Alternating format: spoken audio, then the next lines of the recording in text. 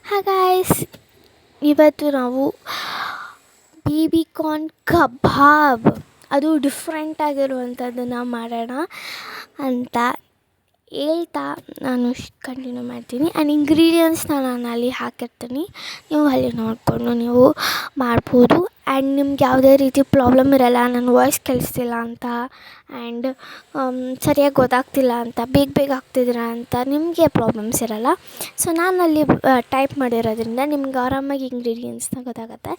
ಇದನ್ನು ನೀವು ಟ್ರೈ ಮಾಡಲೇಬೇಕು, ಯಾಕಂದರೆ ತುಂಬ ಸಖತ್ತಾಗಿದೆ.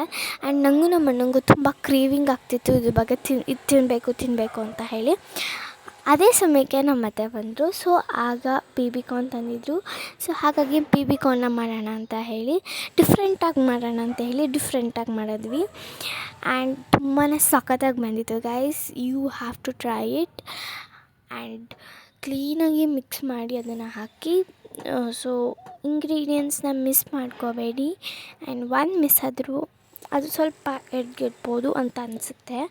ಐ ಡೋಂಟ್ ನೋ, ಬಿಕಾಸ್ ನಾನು ಯಾವ ಇಂಗ್ರೀಡಿಯೆಂಟ್ನೂ ಕೂಡ ನಾನು ಮಿಸ್ ಮಾಡ್ದೇ ಹಾಕಿದ್ದೇನೆ. ಸೊ ಹಾಗಾಗಿ ಟ್ರೈ ಮಾಡಿ ಹೇಗಿದೆ ಅಂತ ನನಗೆ ಕಮೆಂಟ್ನಲ್ಲಿ ತಿಳಿಸೋದು ಮಾತ್ರ ಮರಿಬೇಡಿ.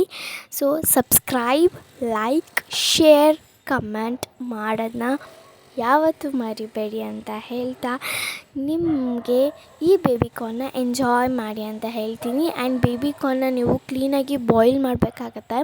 ಸೊ ನೀವು ಸ್ವಲ್ಪ ಇದು ಮಾಡಿದ್ರೂ ಅದು ಚೆನ್ನಾಗಿ ಬರೋದು ಡೌಟ್ ಅನಿಸುತ್ತೆ, ಯಾಕಂದರೆ ನೀವು ಕ್ಲೀನಾಗಿ ಬಾಯ್ಲ್ ಮಾಡಿ ಮೀನ್ಸ್ ಒಂದು 10 ಮಿನಿಟ್ಸ್ ಆದರೂ ನೀವು ಬಾಯ್ಲ್ ಮಾಡಬೇಕು, 10 or 15 ಮಿನಿಟ್ಸ್ ಬಾಯ್ಲ್ ಮಾಡಿ. ಸೊ ದೆನ್ ನಾವೀಗ ಮಾಡ್ಕೊಂಡಿರೋದಕ್ಕೆ ಅದು ಬೇಬಿ ಕಾರ್ನ್ನ ಹಾಕಿ 5 ಮಿನಿಟ್ಸ್ ಬಿಟ್ಟು ನೀವು ಆಯಿಲ್ಗೆ ಹಾಕ್ಕೊಂಡು ನೀವು ಲೈಕ್ ನಾರ್ಮಲಾಗಿ ಬಜ್ಜಿ ಎಲ್ಲ ಹೇಗೆ ಹಾಕ್ತೀರ ಆ ಥರ ಹಾಕ್ಕೊಂಡು ನೀವು ಇದು ಮಾಡ್ಕೋಬೋದು.